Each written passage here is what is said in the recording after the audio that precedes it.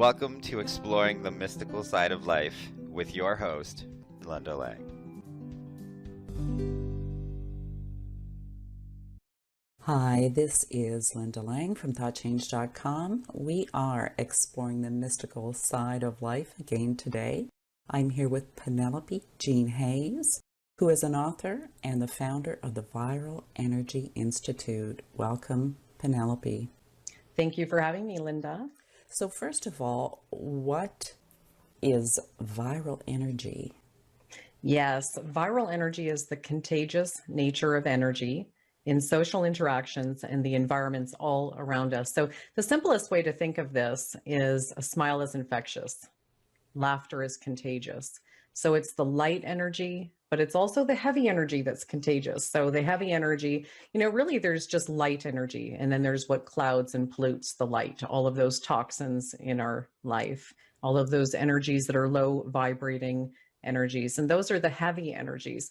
They're also contagious. So people nowadays, they go into forest, they call that forest bathing. When I started forest bathing, it wasn't called forest bathing way back then.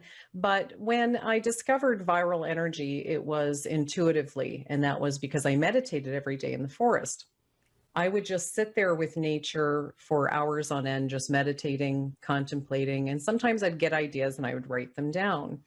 This one day, I had been in the forest 4 hours or so, and all of a sudden a chipmunk it just crawled across my toe. And I thought, well, isn't that strange that this chipmunk, doesn't it know I'm here?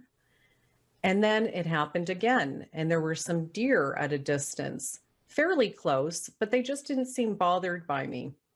And then, Linda, out of the right peripheral of my view, I see this giant shadow flying, just kiting in with a wingspan as long as my car.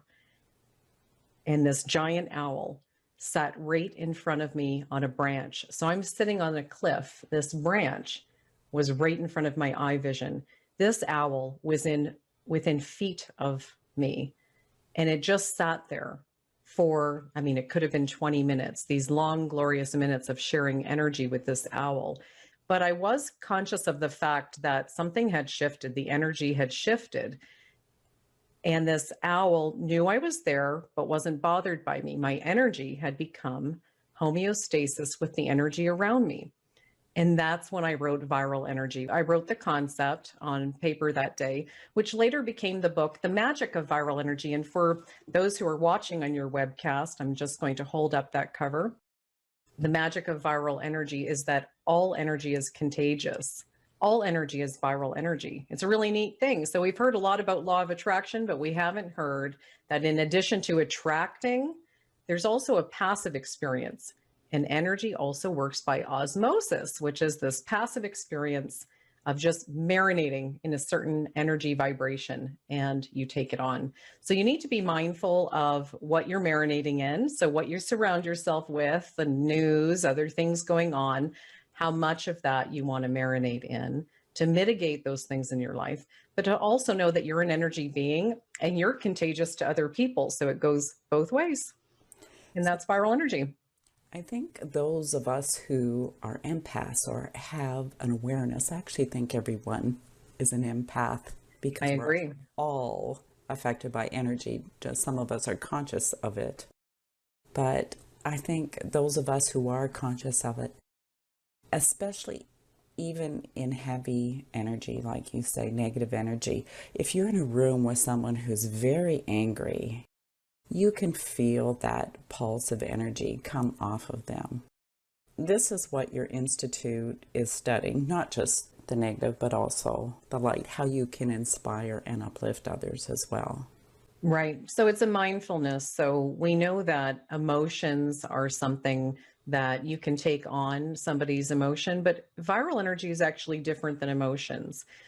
The energy that is your beingness, the vibration of your beingness, we were able to research at the Viral Energy Institute that consciousness energy, so consciousness energy is the stuff that creates.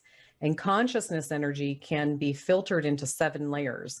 And through studying and speaking with hundreds of people, we were able to determine 7 layers of consciousness energy. And at any given time, you will be vibrating in one of those levels. So think of this, just to give a visual on this, think of if you had a 7-layer department store and you walk out onto this floor and then you think to yourself, I want yellow tulips. So you're looking around this department store floor, and you can't find yellow tulips anywhere. You find exercise equipment, you find gardening tools, but no yellow tulips. So in frustration, you're about to give up, and then you finally see a sign that says yellow tulips 2 floors up. This is the levels of consciousness energy. So what you're in flow with is that department store level. You're never going to find yellow tulips there because they are located on a level 2 floors up. So we hear this saying all the time, to be in the flow or get in the flow or you're not in the flow.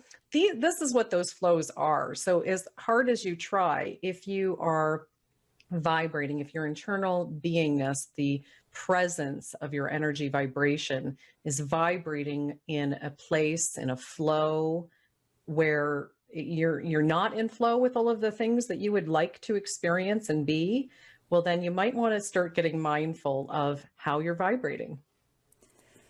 And you just said if you're trying hard. So if you're trying hard, you are definitely not in the flow. Yes, because if you're trying hard, you're actually in the strata called wanting. And wanting is that place that you're just searching. It's actually not the lowest of strata. It's somewhere in the middle, and above wanting is awareness. And it's this giant leap when you break through wanting. So wanting has some kind of good aspects to it because it's the beginning of spiritual curiosity. It's the beginning of like wanting more for your life. So there are some upsides to wanting, but when you break through wanting, you get to the level of awareness. And this is where you start being really aware of your power and abilities to create the life that you want. So do these 7 levels correlate to the chakras at all? They don't. No, totally different. We get the number 7 a lot in spirituality and metaphysics, and it is a very spiritual number, but there is no correlation to the chakras because all of the chakras are good. Whereas the 7 layers of consciousness energy, Linda, the bottom one is called hell. So these are names that just, in one word, they say it all. So there's hell, and then there's ignorance. And then when you go up a little bit higher, it's indifference. Indifference really not benign. Indifference is kind of a dark place to be when you're indifferent. Above that is wanting. And then above that is awareness. And then creation, which I think you and I like to vibe in creation. We like to flow there. And above that is heaven. So these levels would not be synonymous with chakras because they all are very purposeful. The chakras are. Penelope, do we go through all levels? Is this a evolution, or is this something we can dance in any of those levels at any time? No and no, actually. So your presence is not something that changes with the wind. So now in viral energy, the word presence, so the English language is very limiting. So the word presence for the work that we do with viral energy is not the same as the Eckhart Tolle presence, which is to be ever present in the moment of now. And it's not the Brené Brown presence to show up and to be present for another human being, to be there for them. Presence with viral energy is actually your vibration, your beingness. And your beingness, while you can change those stratas within your lifetime, it's not like flip a switch type thing. It's not an emotion. It's not a mood, and it doesn't change from day to day. It's sort of chronic. And so to understand that, quick example would be depression. So depression would be, now there's different kinds, and taking out of this conversation anything that's like really clinical depression or psychosis, things like that. Your, what I like to call walking depression, functional depression, you still go to work, but that type of depression happens chronically. So you've been exposed to something chronically.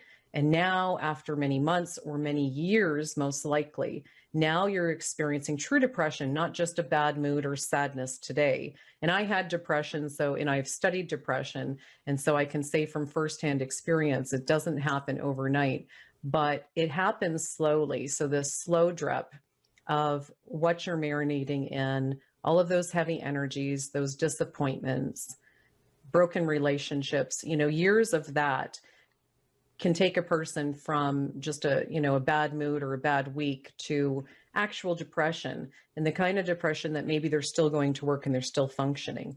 But it's a very serious thing. So a shift has happened with that in your energy presence, the level at which you're vibrating. So it doesn't happen overnight.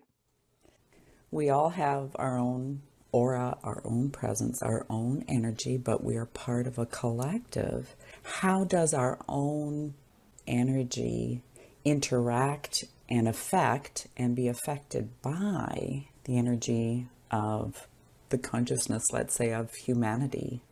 Absolutely. Well, raising consciousness is the most important thing we can do. So all of the things, it's neat that you asked me that, because my motto is that our higher selves do not hurt each other, harm animals, or cause discord with nature.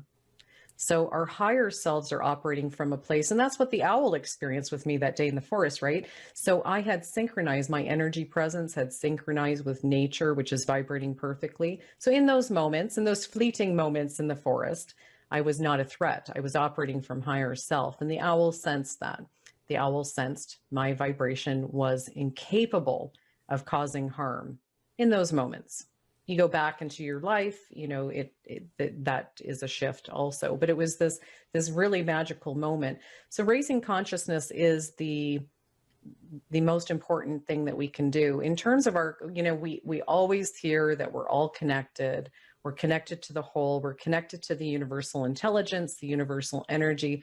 And what I like to say is that, yes, we are connected to the whole. So if the spirit world and us here in physicality, who are incarnated at this time in physicality, if we are all one body, one being and one body, then we're the boots on the ground.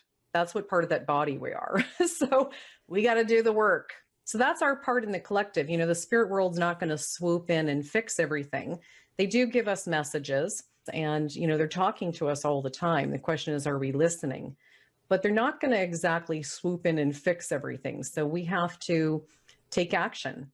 We have to be the change that we want to see. We have to be the boots on the ground, those in physicality who have the honor to change our lives and to change the world.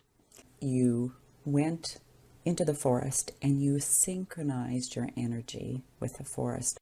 I want to be very clear here. Is it something you do, like a process that you do, or is it simply allowing yourself to be in synchronization or in harmony with your environment, let's say? It can be both, but it's mostly a passive experience. And this is why it's really important to mitigate those things and people and influences in our lives. This is really important because we matter, and our energy matters, because that energy presence that is you is what you create your life with. It is the fuel for what you create your relationships with. So if someone is sitting at home wondering how to have a better relationship or a different relationship or the job that they want, it now becomes really important to also look at your energetic presence, because this is what you are creating your life with. This is the fuel for that. So I would say that certainly mindfulness is one of the modalities that we teach. It's the simplest thing. So that is something that you can do. I wouldn't call it a technique. Mindfulness is mindfulness. And there's many modalities within that we can practice mindfulness. And certainly meditation is just one of them. But in general, this is actually a passive experience. It's exactly like osmosis, the process by which molecules move from an area of high concentration to an area of low concentration through a semi-permeable membrane, which is us. We are a population at this time in our human evolution that we're right on the edge of a shift. And so there are a lot of people who are suffering from identity crisis at this time. And there are a lot of people who that are light workers and have already, put their toe in the new age. And that's what we're all moving towards. So the good news is we're all moving towards a new spiritual evolution. We're actually there right now. We're like right there. We're diving into it right there. So in the struggle that many have for identity, there's a lot of confusion. You even look at social media, it's very confusing for young people because maybe they think that you have to have a certain persona because it worked for the Kardashians. So they're really wanting to do what worked for someone else rather than seeking their own place in this world, their own gifts and what they have to contribute. So I would say that it is particularly important right now that each person really looks at what they want to contribute. So the question is not, what can I get from this life? The question is, what will I create?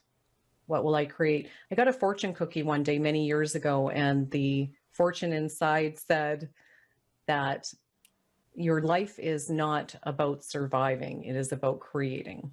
And I thought that was really a good message for anyone, that this life experience, the purpose of life for everybody, we each have our individual purpose, but as a whole, the purpose of human life on planet Earth at this time is not about survival anymore. It's about creation. And what will you create? Let's talk a little bit about your book, Do Unto Earth. Well, this is a very special project and a special book, and this is a message from the spirit world. I was contacted by a medium, an intuitive medium, a channeler from British Columbia, Canada. Her name is Carol Serene Borgens. And Carol, who I had been acquainted with because I had in fact gone to her for a couple of spirit channeling sessions, and they were about this title, Do Unto Earth, as well as the work of the Viral Energy Institute. And so my questions were all about that. It wasn't questions for a channeler about my personal life. It was questions about this vocation. And so then I received contact from Carol saying that the spirit energy in which she channels, whose name is Pax, and we'll get to that in a moment, Pax meaning peace, wanted to contact me, wanted Carol to reach out to me to offer support to what I was doing at the Viral Energy Institute. And as it turns out, within a very short period of time of us beginning that, so I was elated. That was wonderful news. And when I returned from a book tour 6 weeks later, we began writing. Within, I think it was 6 weeks, most of this book was done.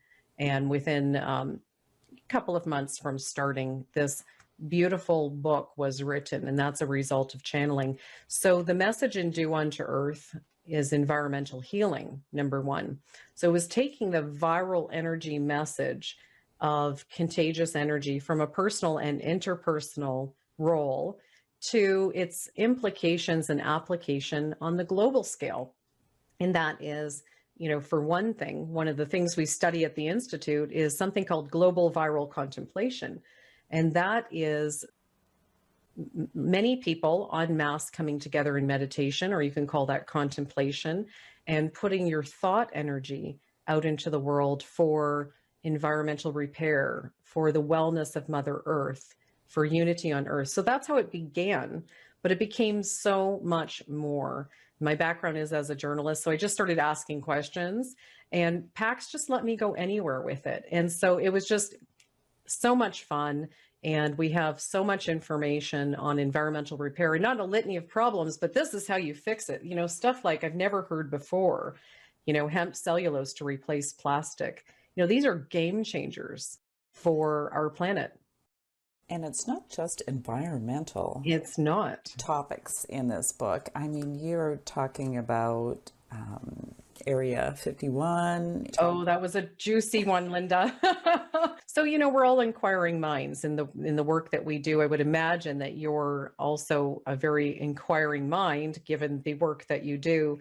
And I had all of these questions as a journalist. So not only did I want to know about, how energy affects us and what the applications are there for healing our planet. Can we use energy as a future fuel, to replace crude oil? Environmental repair, unity on Earth. Not only that, but I had other questions. One of my first questions was that some people think that we're aliens to this planet because we're so out of balance with the natural world. we don't harmonize incredibly well with the natural world. And some people say maybe we're alien to this planet. Well, the answer came back, indeed you are, that you're from light years away, and this will be controversial. And then that was explained. It explains the missing link that our anthropologists have still not been able to put a finger on. Yes, I asked about Roswell, what happened in 1947 at Roswell.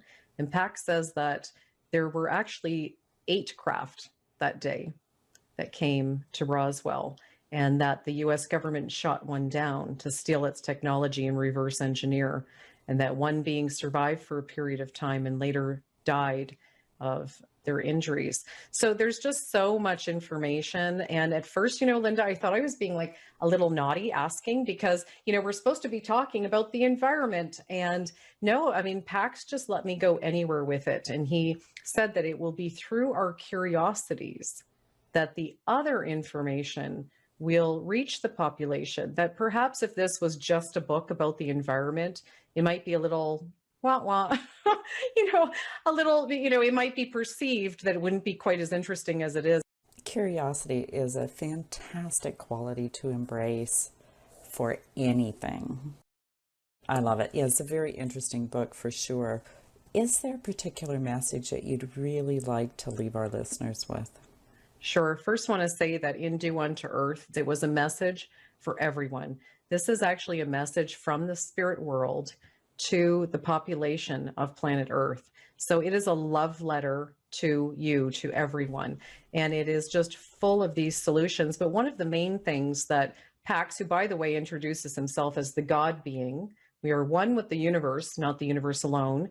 Pax wants us to know that we have the power to affect change, and that each one of us has the power to affect change. So while things can be overwhelming, and a lot of times it's so easy to think, well, what difference can I make? What difference can I make, whether that's for environmental repair or, within that global warming, plastic pollution in our oceans, or anything else that you're an advocate for, or that you would like to see change in this world, unity among people.